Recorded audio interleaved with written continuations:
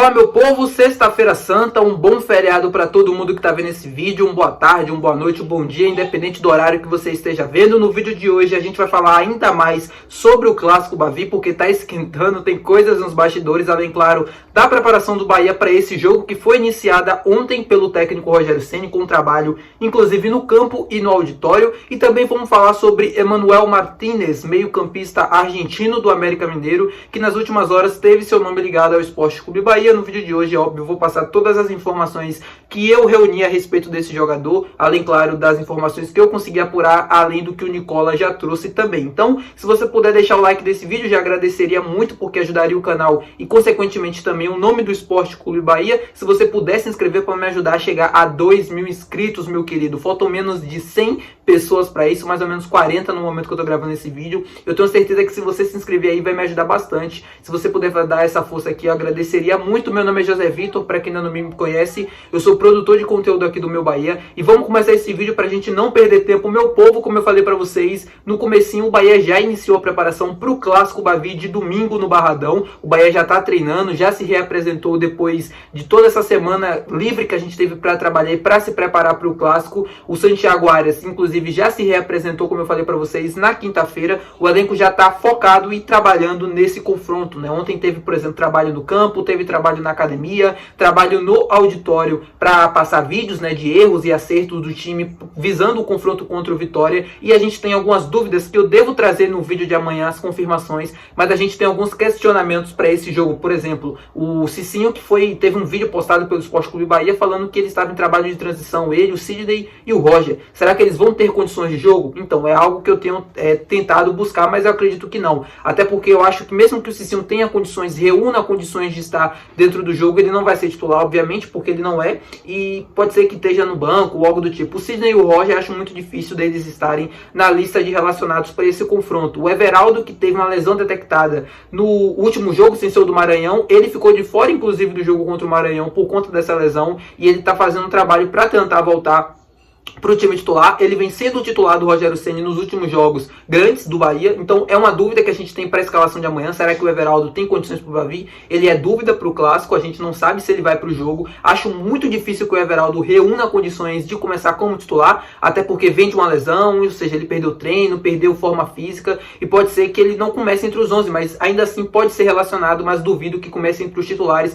Tudo isso eu vou trazer no vídeo de amanhã também. O Caio Alexandre, que saiu com dores no jogo contra o Maranhão, acredito que não seja nada, mas enfim, é uma preocupação, mas acho que tem condições ideais de jogo, deve começar como titular, é um dos grandes jogadores desse time do Rogério Ceni, que faz o time andar pra frente. Outro questionamento que pra mim é o principal a respeito do time de domingo é no gol, se vai dar Marcos Felipe ou Adriel. A confirmação vou trazer no vídeo de amanhã, mas eu tenho um indicativo de que Adriel vai ser o goleiro sim titular no Campeonato Baiano. Eu vou falar sobre isso, mas assim, eu não, na minha opinião, eu não gosto dessa ideia, tá? Pra mim o Marcos Felipe é o goleiro titular do Bahia em jogos grandes, e o Clássico de domingo é um jogo grande, é uma decisão, vale título, mas não é nem pelo campeonato, né? Por poder vencer o rival. Mas o Ceni também não tá errado no sentido de escolher o Adriel, porque entendo o que eu tô falando. Eu não gosto dessa ideia, eu prefiro o Marcos Felipe, mas a entrada do Adriel no time titular amanhã significa que ele tá mantendo a coerência e tá mantendo o grupo. Ele tá mantendo a confiança dos jogadores. O Adriel foi o goleiro escolhido por ele durante as entrevistas coletivas logo no começo do campeonato para ser o goleiro titular do Campeonato Baiano até o final da competição. Se no momento mais decisivo, se no momento mais importante você tira esse jogador, você tá falando para ele, olha, eu não confio em você. Então a entrada do Marcos Felipe passa mais confiança para nós torcedores. Para mim, eu acredito que seja o goleiro, tem que ser o goleiro titular, mas a entrada do Adriel e a entrada na manutenção do Adriel nas partidas do Campeonato Baiano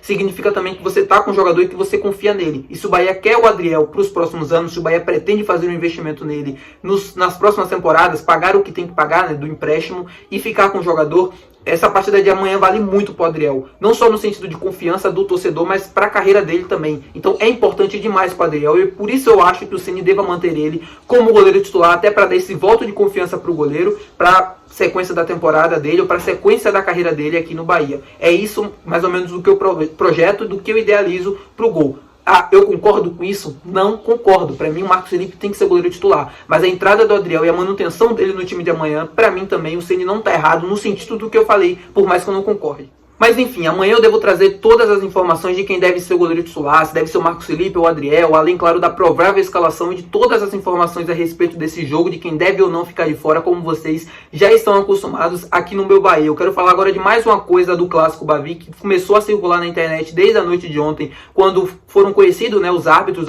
o quadro de arbitragem que vai apitar o Bavi de domingo. Do bandeirinha Alessandro Matos, uma foto dele com Alex Portela, ex-presidente do Vitória, inclusive com a foto do escudo do Vitória atrás dos dois na fotografia. Muito provavelmente aquela foto foi tirada no Barradão. Ele também tá com a camisa branca, com a gola preta, vermelha, além, claro, de um vídeo dele na década de 90 prejudicando o Bahia, muito provavelmente uma final de Campeonato Baiano. Não busquei para saber qual era a competição, mas enfim, ele acaba validando, a recomendação dele validando um gol, dizendo que a bola ultrapassou a linha, onde claramente não ultrapassa, prejudicando o Bahia naquele jogo e praticamente validando um gol inexistente do Vitória. Eu não tô querendo afirmar que isso vai acontecer no Bavi de domingo, até porque eu nem posso falar sobre isso, mas é muito vergonhoso para mim a FBF continuar escalando. Eu falei sobre tudo isso ontem no vídeo, mas é muito vergonhoso ainda ver essas imagens do Alessandro Matos, que vai ser auxiliar amanhã num jogo tão grande como é a final do Campeonato Baiano para essas duas equipes. Repito, não é pelo campeonato, é pelo enfrentamento entre essas duas equipes e pelo momento que elas vivem. É um jogo muito tenso, o Bavi tá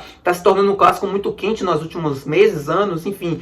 Começou a ser um clássico mais equilibrado. Amanhã, domingo, vai ser um jogo extremamente pegado, quente, com muitas... Claro, o Bavi é sempre assim, mas por se tratar de final, com muitas confusões, reclamações de ambos os lados e tal, era importante você isentar pelo menos a arbitragem dessa culpa de ser uma arbitragem local, essa pressão a mais que foi adicionada sobre eles. E, enfim, é vergonhoso, é preocupante mesmo o que é que vai acontecer no Barradão domingo. Espero a Deus que isso não aconteça, que a gente possa ver um jogo limpo, um espetáculo realmente como deve ser jogado e que vença o melhor, como eu falei no vídeo de ontem. Mas é vergonhoso para mim a FBF trazer ainda mais essa pressão pro clássico, pro quadro de arbitragem, que eu não tô querendo colocar aqui enfim, parcialidade ou coisa do tipo, porque novamente eu nem posso falar sobre isso, mas é vergonhoso demais essa escolha do Alessandro para se auxiliar num jogo tão grande, tão decisivo amanhã, com todas essas polêmicas que envolvem o nome dele.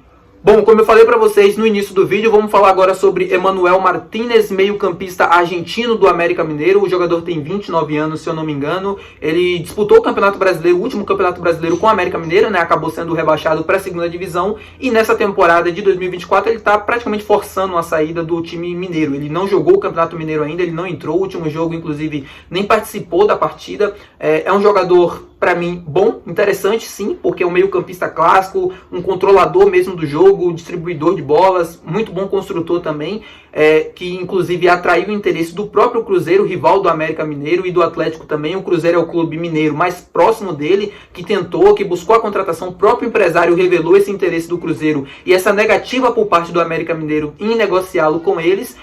A situação dele é o seguinte, tá, gente, lá em Minas Gerais, pelo que eu consegui apurar. O Cruzeiro não quer, quer dizer, o América Mineiro não quer negociar nem com o Cruzeiro nem com o Atlético. O América busca a contratação dele, a saída dele, perdão, para outro clube do Brasil sem ser os clubes de Minas. O Cruzeiro tentou uma contratação até por empréstimo, que foi negado pelo América. O América só aceita negociar com o Cruzeiro de forma definitiva e os valores obviamente não agradaram. Inclusive a última proposta do Cruzeiro, isso é informação do Nicola, foi menor do que a inicial, se eu não me engano, de 2,5 milhões de dólares. Ou seja, nada feito para o Cruzeiro, e o Bahia segue interessado, segue buscando o mercado, até porque é importante para o time, como já vimos falando aqui há diversos vídeos atrás, reforçar a equipe para o Campeonato Brasileiro. E essa janela agora doméstica do dia 19 de abril, se eu não me engano, que fecha dia 19 de abril, a janela de abril, tá, dos campeonatos estaduais, é muito importante para o Bahia para reforçar a equipe para o início do Campeonato Brasileiro, porque se não conseguir se reforçar agora, só na janela europeia lá no meio do ano, e aí a gente já vai ter perdido algumas rodadas do Campeonato Brasileiro. É um jogador interessante, é um jogador que eu buscaria sim, que eu tentaria contratar. Como eu falei para vocês, é um ótimo construtor. Para esse modelo de jogo do Bahia se cai muito bem, um jogador que constrói, que sabe controlar bem o jogo, que também defende bem. O time do América Mineiro, por mais que fosse assim, cheio de fragilidades, que foi rebaixado na última temporada, inclusive, tinha boas peças. O Benítez, por exemplo, fisicamente é um excelente jogador. O problema é conseguir manter essa constância. A mesma coisa o Emanuel Martínez. É um grande jogador, na minha visão. É um jogador muito bom, controlador, construtor, que participa muito bem do ataque. A bola passa sempre por ele no meio de campo. Eu me lembro de alguns jogos memoráveis do América na temporada passada, inclusive o jogo contra o Corinthians lá na Neoquímica Arena, por exemplo, pela Copa do Brasil, onde ele destruiu, jogou muito bem ao lado do Benítez. Então, assim, tecnicamente é um excelente jogador que reúne condições, na minha visão, de participar desse time do Bahia. Acho que não chega como titular, mas que pode sim ser interessante, ser uma opção para essa equipe, para a sequência da temporada, por que não? E aproveitando, obviamente, a janela que deve se abrir em abril, tá, meu povo? É isso, espero que vocês tenham assistido o vídeo até o final. Se você assistiu, não se esquece de deixar o teu gostei aí, não se esquece de se inscrever também, para que a gente possa chegar a 2.000 inscritos. Como eu falei no início do vídeo, faltam menos de 40 pessoas para isso, e eu conto muito com o teu apoio para que a gente consiga atingir essa marca histórica aqui no Meu Bahia em tão pouco tempo. O mês de março foi surreal, mais de 40 mil visualizações aqui no Meu Bahia. Eu só tenho a agradecer por todo mundo que faz esses números acontecerem. Muito obrigado mesmo de coração. Até o próximo vídeo de amanhã, que deve ser muito especial, de pré-jogo desse clássico Bavi, trazendo toda a análise, trazendo informação de time, provável escalação, quem deve ficar de fora ou não, e a análise, como eu sempre faço aqui, imparcialmente, tática, para vocês entenderem como deve ser o Bahia no jogo, tá? Muito obrigado por assistir até aqui, muito obrigado mesmo de coração, e até o próximo vídeo. Tchau!